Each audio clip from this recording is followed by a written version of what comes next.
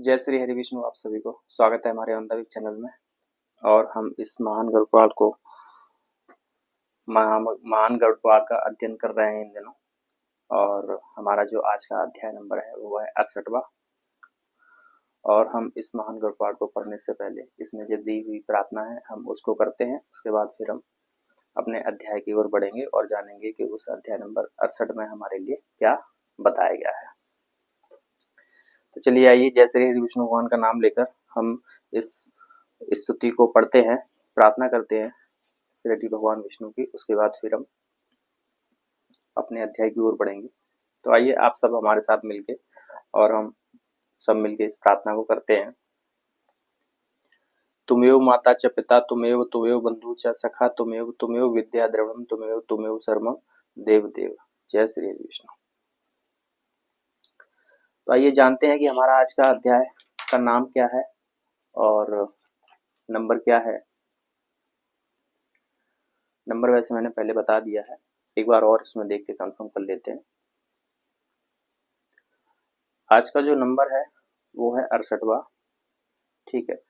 और उसका जो नाम है 14 मनवंतरों का वर्णन तथा 18 विद्याओं के नाम। आज हम जानेंगे 14 मनवंतरों के वर्णन किस तरह है और 18 विद्याओं के नाम क्या क्या है। तो एक बार फिर से मैं आप सबका स्वागत करना चाहूँगा इस ऑन द वे चैनल में। और मैं आपसे प्रार्थना करूँगा कि जो भी हमारे नए व्यूअर्स हैं, जो भी इस महान गढ़वाल को आज सुन रहे हैं, तो वो हमारे इस चैनल को सब्सक्राइब कर लें ताकि उनको जो पिछले अध्याय हैं वो भी मिल जाएं। जो हमारी इसमें लिस्ट बनी हुई है, प्लेलिस्ट, उसमें हमारे सारे के सारे अध्याय अपलोड हैं और आप उसमें से देख सकते हैं। और वीडियो को शेयर जरूर करें ताकि औरों को भी सुनने का मौका मिले, और अपनों के साथ शेयर करें, अपने सर्कल में शेयर करें ताकि सभी को इस महान गढ़वाल सुनने का मौका मिले। तो चलिए आइए हम इस महान गढ़वाल के अध्याय नंबर 68वें को स्टार्ट करते हैं और जानते हैं कि 14 मनवंतरों का वर्णन तथा 18 विद्याओं के नाम क्या है। तो जय श्री हरि विष्णु भगवान आप सभी को। और हम अध्याय की ओर अब स्टार्ट करते हैं और आप ध्यान लगा के सुने। श्री हरि ने कहा, हे रुद्र, अब मैं 14 मनु और उनके पुत्रों का वर्णन करूंगा। 14 मनु और उनके पुत्र का वर्णन करूंगा। पूर्व काल में सर्वप्रथम स्वयंभू मनु हुए। उनके अग्निद्र आदि अनेक पुत्र थे। मरीच, अत्रि, अंगिरा, पुलत्स्य, पुलह, क्रतु तथा वशिष्ठ, ये इन मनवंतरों के 7 ऋषि सप्तऋषि कहे गए। इन मनवंतर में जय, अमित, शुक्र एवं याम नामक देवताओं के 12 गण थे, जिनमें 4 सोमपाई थे। इसी में आप ध्यान से सुने, ये अध्याय जो है बहुत मतलब अच्छा अध्याय है और इसमें बहुत बारीकी से बताया गया है, तो ध्यान से सुनने की बहुत जरूरत है। मैं धीरे पढ़ूंगा और आप ध्यान से सुने। विश्वभुक और वामदेव इंद्र पद से प्रसिद्ध हुए। वास्कली नामक दैत्य उनका शत्रु था। वह भगवान विष्णु के द्वारा चक्र से मारा गया। तदनंतर स्वारोचिष मनु का प्रादुर्भाव हुआ। उनके चैत्रक, विनत, कर्णांत, विद्युत, रवि, बृहदगुण और नव नाम से विख्यात महाबली, मंडलेश्वर एवं पराक्रमशाली पुत्र हुए थे। उर्ज, स्तंभ, प्राण, ऋषभ, निश्चल, दतोली और अर्व रीवान, ये 7 ऋषि सप्तऋषि रूप में प्रसिद्ध हुए। इस मनवंतर में 12 तुषित और पारावत देवगण हुए।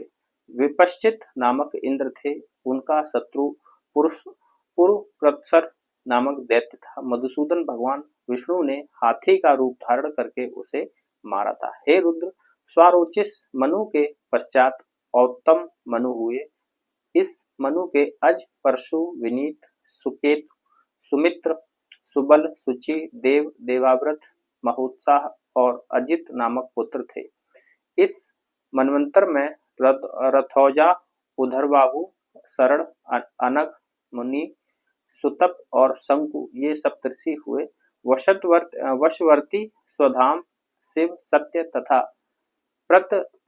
प्रतर्दन नाम के 5 देवगण हुए। इन सभी देवगणों के प्रत्येक गण में 12 देवता के देवता थे, सो शांति नामक इंद्र हुए, जिनका शत्रु प्रलंबासुर दैत्य था। भगवान विष्णु ने मत्स्य अवतार धारण करके उसे दैत्य का वध किया। उस मनु के बाद तामस मनु हुए, उनके जनुजंग, निर्भय, नवख्याति, नय, विप्र, विप्र, भृत्य, विवे, क्षिप, दृढ़, शुद्धि, प्रस्तलाच, कृतंबंध, कृत, ज्योतिराम, पृथु, काव्य, चैत्र, चैताग्नि और हेमक नामक पुत्र थे। इस मनवंतर में सुरागा तथा सुधि आदि 7 ऋषि कहे गए हैं। इसमें हरि आदि देवताओं के 4 गण थे, प्रत्येक में 25 देवता हुए। उसी गण में शिवी इंद्र हुए, उनका शत्रु भीमरथ नामक असुर हुआ।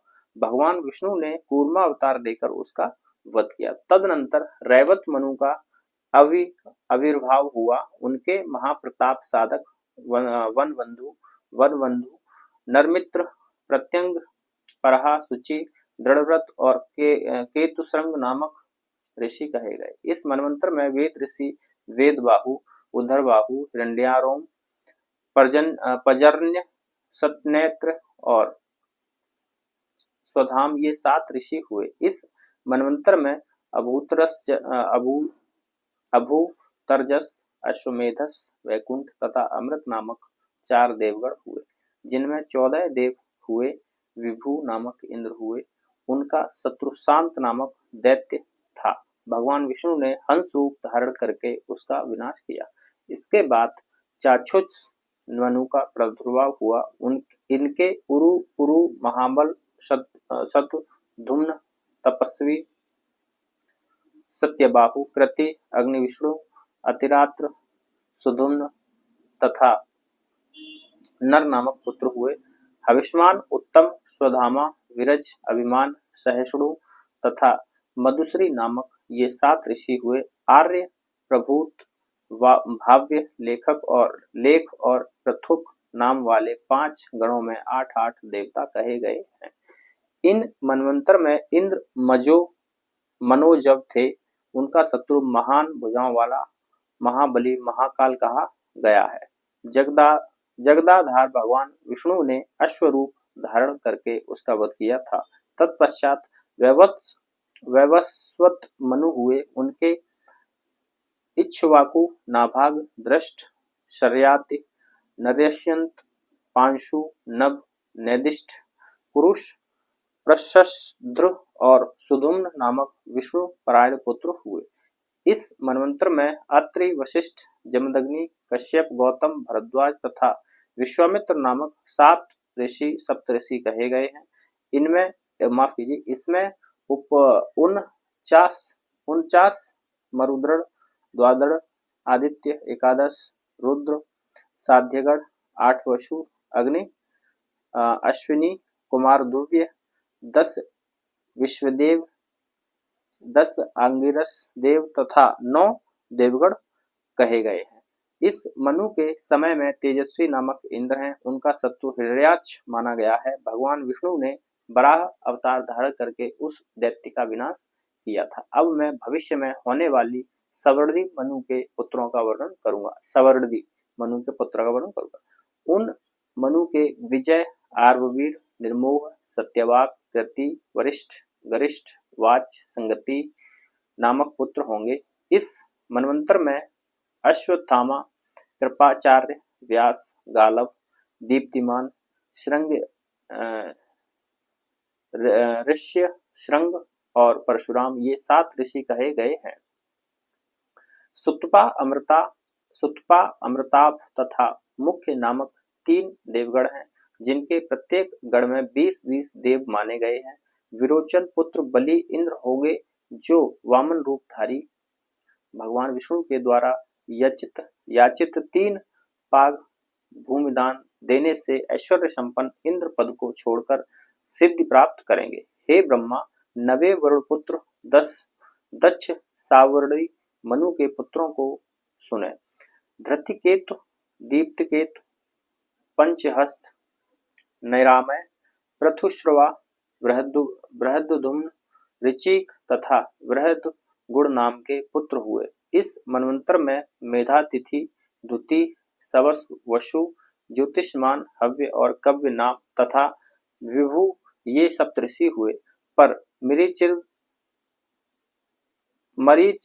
मरीच, गर्भ तथा सुधर्मा ये 3 देवता हुए। इन मनवंतर में कालकाच नामक देव शत्रु हुआ, जिसका वध पद्मनाभ विष्णु ने किया था। 10वें मनु मतलब धर्म के पुत्र धर्म सावर्णी के पुत्रों को सुनो। सुक्षेत्र, उत्तमौजा, भूरि श्रेण्य, सतानीक, नरमित्र, वृषसेन, जयद्रथ, भूरिधुम्न, सुवर्चा, शांति एवं इंद्र नामक महाप्रतापी पुत्र थे। इस मनवंतर में आयुर्मूर्ति, हविष्मान, सकृति, अव्यमान, नाभाग, अप्रतिमौजा और सौरभ नामक सप्तऋषि हुए।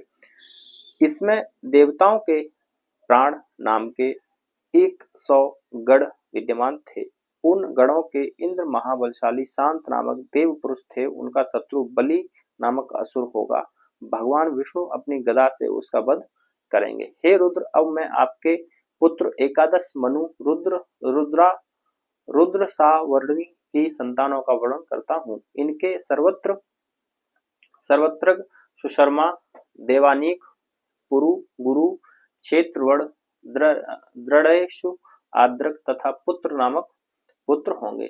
इस मनवंतर में हविष्मान, हविष्य, वरुण, विश्वक, विस्तार, विष्णु और अग्नितेज नामक सप्तऋषि कहे गए हैं। और इसमें विहंगम, कामगम, विनिर्माण तथा रुचि नामक 4 देवगण हुए। एक एक गण में 30-30 देवता कहे गए हैं। उन समस्त देवगणों में इंद्र, वृषभ हुए, जिनका शत्रु 10 ग्रीव नामक राक्षस होगा। लक्ष्मी का रूप धारण करके विष्णु उनका विनाश करेंगे। इसके पश्चात दक्ष के पुत्र दक्ष सावर्णी 12वें मनु हुए। उनके पुत्रों का वर्णन सुने।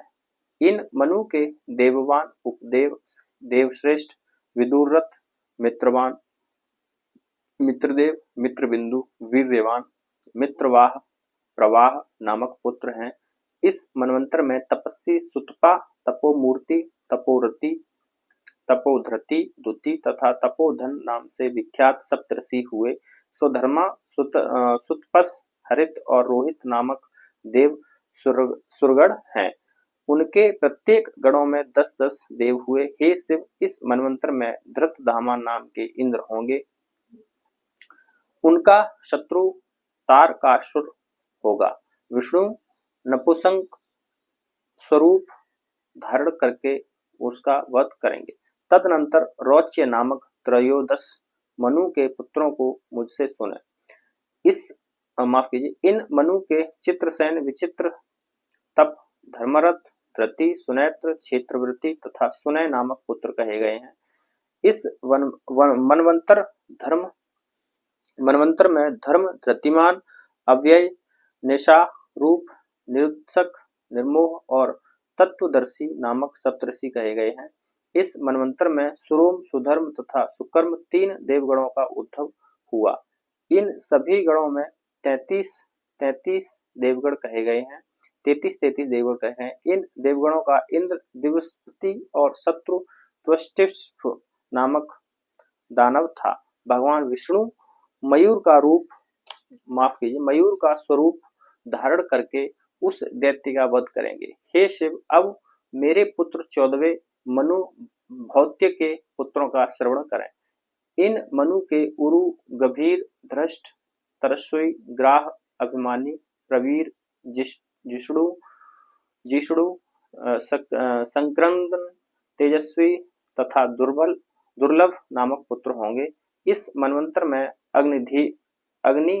अग्निद्र, अग्निबाहु, मागध, शुचि, अजित, मुक्त और शुक्र ये सप्तऋषि होंगे। इस मनवंतर में चाक्षुष, कर्मनिष्ठ, पवित्र, भ्राजीन तथा वचोव्रत नामक 5 देवगणों के प्रत्येक गण को 7-7 देवगणों से संभवित कहा गया है। इस मनवंतर में शुचि नाम से प्रसिद्ध इंद्र होंगे तथा महादैत्य उनका शत्रु होगा। स्वयं भगवान विष्णु ही उसका महादानव का वध करेंगे, उस महादानव को वध करेंगे।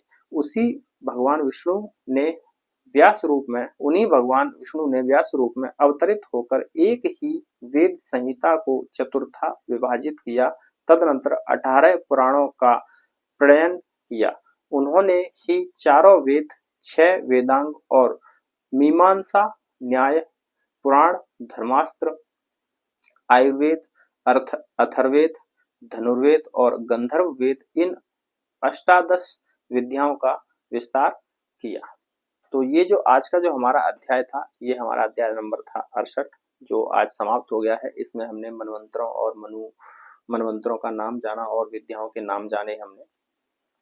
ठीक है, तो इसमें बहुत अच्छा अध्याय है। इसमें एक एक करके बताया गया है कि हमारे मनवंतर कितने हैं और उनके क्या क्या नाम हैं, अवतार हुए भगवान विष्णु के, और फिर उन्होंने किन किन राक्षसों का वध किया। ठीक है, तो चलिए आइए इसी में हम कंटिन्यू करते हैं। अब हमारा 69 मतलब 69वां अध्याय, जो उसका नाम है वो है प्रजापति रुचि और उनके पितरों का संवाद। प्रजापति रुचि और उनके पितरों का संवाद इसी अध्याय में आरंभ करेंगे। तो जय श्री विष्णु भगवान का नाम लेकर अब हम इस अध्याय को आरंभ करते हैं और आप ध्यान से सुने। सूत जी ने कहा, भगवान हरि ने ब्रह्मा और भगवान शिव को 14 मनवंतरों का जो वर्णन सुनाया था, मैंने आपको वह सुना दिया। अब मार्कंडेय जी ने कौंचुकी मुनि को जो पितृ स्तोत्र सुनाया था, वह आप सभी को सुना रहा हूँ, आप सब उसे श्रवण करें। मार्कंडेय जी ने कहा, प्राचीन काल में रुचि नामक प्रजापति माया मोह को छोड़कर निर्भय होकर स्वल्प शयन करते हुए निरहंकार भाव से इस पृथ्वी पर विचरण करने लगे। उन्होंने अग्निहोत्र का परित्याग कर दिया, घर में रहना छोड़ दिया। वे एक बार भोजन करते और गृहस्थादिक आश्रम के नियमों से रहित संग्रहित होकर इधर उधर अकेले ही विचरण करते थे। उन्हें देखकर उनके पितृजनों ने उनसे कहा, हे वत्स, तुमने किस कारण दार परिग्रह मतलब विवाह नहीं किया? यह दार परिग्रह स्वर्ग एवं मोक्ष प्राप्ति का हेतु है। गृहस्थाश्रम के बिना प्राणी को शाश्वत बंधन होता है, क्योंकि गृहस्थ समस्त देवताओं को, पितरों, ऋषियों और याचकों की पूजा करके उत्तम लोकों का प्राप्त करता है। वह देवताओं को स्वाहा एवं पितरों को स्वधा शब्द के उच्चारण से तथा अतिथि एवं भृत्यादि जनों को अन्न दान से संतुष्ट करता है। ऐसा न करने पर तुम देव ऋण और हम सभी पितृजनों के ऋण से आवद्ध हो। मनुष्य, ऋषि एवं अन्य प्राणी जनों के लिए भी तुम प्रतिदिन ऋणी ही हो रहे हो। पुत्रोत्पत्ति, देव पूजा तथा पितृ तर्पण तथा संन्यास संग्रहण किए बिना ही तुम कैसे उस स्वर्ग प्राप्ति की इच्छा कर रहे हो? हे पुत्र, इस अन्याय से तुमको मात्र कष्ट ही प्राप्त होगा। इससे तो मरने के बाद तुम्हें नरक की प्राप्ति होगी और दूसरे जन्म में भी क्लेश ही होगा। रुचि ने पितृजनों से कहा, जीवन में परिग्रह मतलब ग्रहण करना, जीवन में ग्रहण करना अत्यंत दुख भोग, पाप संग्रह एवं अंत काल में अधोगति प्रदान करने के लिए होता है। ऐसा विचार करके ही मैंने स्त्री परिग्रह मतलब विवाह नहीं किया। क्षणमात्र विचार करने से ही अपने अंतकरण में विद्यमान संशय संदेह को दूर करने का उपाय किया जा सकता है। परिग्रह उस मुक्ति का कारण नहीं जो नहीं हो सकता, जो निष्परिग्रह व्यक्ति प्रतिदिन विद्या के सद ज्ञानोपार्जन रूपी जल द्वारा अपने आत्मा को निर्मल करता है। मेरे लिए तो वही श्रेष्ठ है। विद्वानों ने अनेक प्रकार के सांसारिक कर्म रूपी पंकिल चिन्हों को वर्णन किया है। अतएव जितेंद्रिय पुरुषों को तत्व ज्ञान रूपी जल से आत्मा का प्रक्षालन करना चाहिए। पितरों ने कहा, हे वत्स, जितेंद्रिय जनों के द्वारा आत्मा का प्रक्षालन करना चाहिए, ऐसा तुम्हारा कहना उचित ही है, किंतु यह कल्याण का मार्ग नहीं है जिससे ऊपर तुम चल रहे हो। पज्यज्ञ,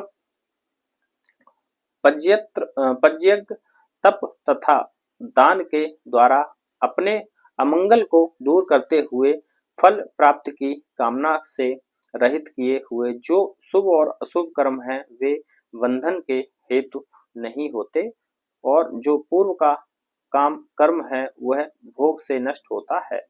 प्रारब्ध का जो पुण्य कर्म है वह सुख दुखात्मक भोग भोगने से निरंतर नष्ट होता रहता है।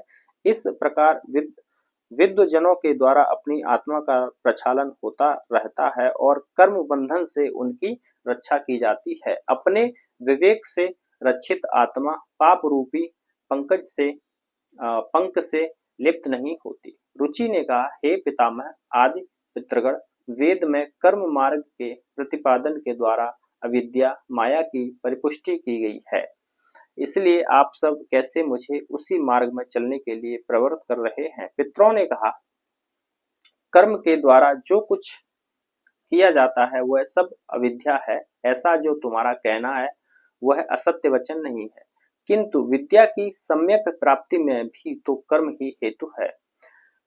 शास्त्र प्रतिपादित जो विहित कर्म है, सज्जन पुरुष उनका उल्लंघन नहीं करते, उन्हें उसी से मोक्ष की प्राप्ति हो जाती है। विहित कर्म का अनुष्ठान न करना अधोगति प्रदायक है।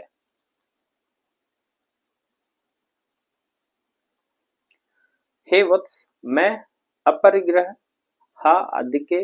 अपरिग्रहादि के द्वारा आत्म प्रक्षालन कर रहा हूँ, ऐसा तुम उचित मानते हो, किंतु शास्त्र विहित कर्मों का अनुष्ठान न करने से उत्पन्न पापों के द्वारा भी तुम स्वयं अपने को जला रहे हो। अविद्या भी विष के समान मनुष्यों का उपकार करने के लिए ही होती है। जिस प्रकार विष का यथोचित उपयोग करने से प्राणी का कल्याण होता है, उसी प्रकार समुचित रूप से अविद्या रूप विहित कर्म का अनुष्ठान करने से कर्ता का हित ही होगा। वह भव बंधन के लिए नहीं अपितु मोक्ष के लिए है। हे पुत्र, इस कारण तुम विधि पूर्वक दार परिग्रह अर्थात अपना विवाह करो। लौकिक कर्मों का सम्यक रीति से अनुष्ठान न करने से तुम आजन्म विफलता को ही प्राप्त करोगे। रुचि ने कहा, हे पितृगण, अब तो मैं वृद्ध हो गया हूँ, कौन मुझे अपनी कन्या प्रदान करेगा? वैसे भी मुझ जैसे अकिंचन व्यक्ति के लिए दार परिग्रह अर्थात विवाह करना अत्यंत कष्ट साध्य है। पितरों ने कहा, हे वत्स, यदि तुम हमारे वचन का अनुपालन नहीं करते हो तो निश्चित ही हम सभी पितरों का पतन होगा और तुम्हारी अधोगति होगी।